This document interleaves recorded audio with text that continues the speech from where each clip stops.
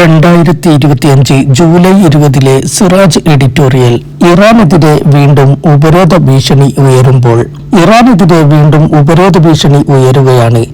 ആണവ പരിപാടി മുൻനിർത്തി യുഎസും സഖ്യകക്ഷികളും തുടരുന്ന സാമ്പത്തിക ഉപരോധത്തിനു പുറമെയാണ് പുതിയ വരിഞ്ഞുമുറുക്കലിന് യൂറോപ്യൻ യൂണിയൻ രാജ്യങ്ങളും ബ്രിട്ടനും തയ്യാറെടുക്കുന്നത്.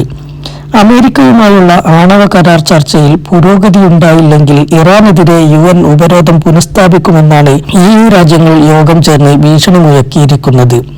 ചർച്ച ഉടൻ പുനരാരംഭിക്കുകയും അടുത്ത മാസത്തോടെ വ്യക്തമായ ഫലങ്ങൾ ഉണ്ടാകുകയും ചെയ്തില്ലെങ്കിൽ ഉപരോധമേർപ്പെടുത്തുമെന്ന് ഫ്രാൻസ്, ബ്രിട്ടൻ, ജർമ്മനി എന്നിവയുടെ വിദേശകാര്യമന്ത്രിമാരും യൂറോപ്യൻ യൂണിയൻ പ്രതിനിധികളും ഇറാൻ വിദേശകാര്യമന്ത്രി അബ്ബാസ് അരാഗ്ചിയെ ടെലിഫോണിൽ വിളിച്ച് അറിയിച്ചുവെന്നാണ് റിപ്പോർട്ട്. വൻ ശക്തികളുടെ പിടിയിലാണ് UN എന്ന് ഒരിക്കൽ കൂടി വ്യക്തമാക്കുന്നതാണ് ഈ ഭീഷണി.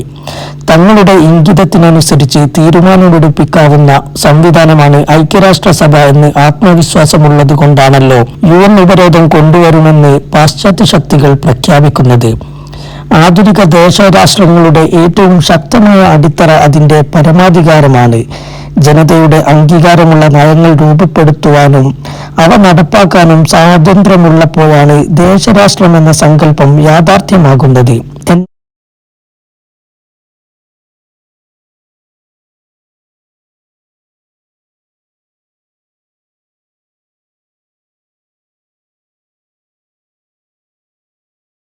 ഒരു രാജ്യത്തെ ഇവർ ശത്രുവായി പ്രഖ്യാപിച്ചു കഴിഞ്ഞാൽ അവരുമായി സഹകരിക്കുന്ന മുഴുവൻ പേർക്കുമെതിരെ ഉപരോധം ഏർപ്പെടുത്തും. കാസ്റ്റ എന്നൊരു നിയമം തന്നെ അമേരിക്കയിലുണ്ട്. അമേരിക്കൻ ഉപരോധം നിലനിൽക്കുന്ന ഒരു രാജ്യവുമായി സഹകരിക്കുന്ന മറ്റൊരു രാജ്യത്തിനുമേൽ അക്കാരണം കൊണ്ട് മാത്രം ഉപരോധം അടിച്ചേൽപ്പിക്കാൻ അനുമതി നൽകുന്നതാണ് ഈ വിചിത്ര നിയമം. മറ്റു രാജ്യങ്ങളുടെ പരമാധികാരത്തിനുമേൽ ഇതിനേക്കാൾ വലിയ ഭീകരാക്രമണം വേറെയുണ്ടോ? ഉപരോധത്തിന്റെ ദീർഘകാല ഇരയാണ് ഇറാൻ. ആണവ പരിപാടിയെ ചൊല്ലിയാണ് ഉപരോധം ഏർപ്പെടുത്തുന്നത്. ഇറാൻ ഉടൻ ആണവായുധമുണ്ടാക്കാൻ പോകുന്നുവെന്ന ഭീതി പരത്തുകയും അതിന് തെളിവ് തേടി പതിറ്റാണ്ടുകളായി ഇറാനിലെ ആണവ നിലയങ്ങളിൽ അന്താരാഷ്ട്ര ആണവ ഏജൻസിയുടെ പരിശോധന അടിച്ചേൽപ്പിക്കുകയുമാണ്. എന്നാൽ ഇറാന്റെ ആണവ പരിപാടി സമാധാനപരമല്ലെന്നതിന് വ്യക്തമായ കാരണം കണ്ടെത്താൻ ഇന്നേ വരെ സാധിച്ചിട്ടില്ല. 2015 ഇറാനും America, Britain, France, Russia, China, Germany എന്നീ ശക്തികളും ഒപ്പുവെച്ച കരാർ ഈ പരിശോധനാ നാടകങ്ങൾക്കും ആണവായുധ ആരോപണങ്ങൾക്കും അന്ത്യം കുറിക്കാനുള്ള ശ്രമമായിരുന്നു. ഒബാമ US-ലും ഹസൻ റുഹാനി ഇറാനിലും പ്രസിഡന്റായപ്പോൾ നിലവിൽ വന്ന കരാർ ഇറാൻ ആണവായുധ ശക്തിയാകാനുള്ള വിദൂര സാധ്യതകളെ പോലും തകർത്തു കളയുന്നതായിരുന്നു. യുറേനിയം സമ്പുഷ്ടീകരിക്കാനുള്ള സെൻട്രിഫ്യൂഗുകളുടെ എണ്ണം 3 കുറയ്ക്കണം. സെൻട്രിഫ്യൂഗുകളുടെ എണ്ണം 19,000 നിന്ന് വെറും 6,104 വെട്ടിച്ചുരുക്കും. യുറേനിയം സമ്പുഷ്ടീകരണം 3.6% പരിമിതപ്പെടുത്തും. അണുബോംബ് ഉണ്ടാക്കാൻ 90% സമ്പുഷ്ടീകരണം വേണം. 15 വർഷത്തേക്ക് യുറേനിയം സമ്പുഷ്ടീകരണത്തിനുള്ള ഒരു പ്ലാന്റ് പോലും നിർമ്മിക്കില്ല. ഫോർദോ ആണവ നിലയം അടച്ചുപൂട്ടി അത് ന്യൂക്ലിയർ ഫിസിക്സ് പഠന കേന്ദ്രമാക്കും. അന്താരാഷ്ട്ര ആണവോർജ ഏജൻസി ആണവ കേന്ദ്രങ്ങളിൽ പരിശോധന ശക്തമാക്കും. പ്ലൂട്ടോണിയം ഉപയോഗിക്കുന്ന ഹെവി വാട്ടർ റിയാക്ടർ ആയ അരാക്ക് നിലയത്തിന്റെ പ്രവർത്തനവും ഘട്ടം ഘട്ടമായി അവസാനിപ്പിക്കും. പകരമായി ഇറാനെതിരെയുള്ള ഉപരോധം ഘട്ടം ഘട്ടമായി നീക്കും. വ്യാപാര ഉപരോധവും ആയുധ ഉപരോധവും സാമ്പത്തിക ഉപരോധവുമെല്ലാം സാവധാനമെങ്കിലും ഇല്ലാതാകും. ഇത്രയുമായിരുന്നു കരാറിന്റെ വിശദാംശം. തങ്ങൾക്ക് അത്യന്തം ദോഷകരമായിട്ടും അത്തരമൊരു കരാറിന് ഇറാൻ നേതൃത്വം വഴങ്ങുകയായിരുന്നു.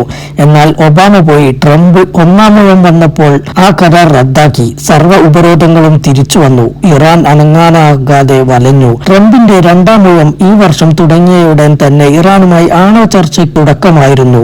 അത് ലക്ഷ്യപ്രാപ്തിയിലെത്തുമെന്ന ഘട്ടമെത്തിയപ്പോഴാണ് ഇസ്രായേൽ ഏകപക്ഷീയമായി ആക്രമിച്ചതും ഇറാൻ ശക്തമായി തിരിച്ചടിച്ചതും. മാനം കാക്കാൻ US തന്നെ രംഗത്തിറങ്ങിയിട്ടും ഇറാന്റെ ആണവ സങ്കേതങ്ങൾ നശിപ്പിക്കാൻ സാധിച്ചില്ല.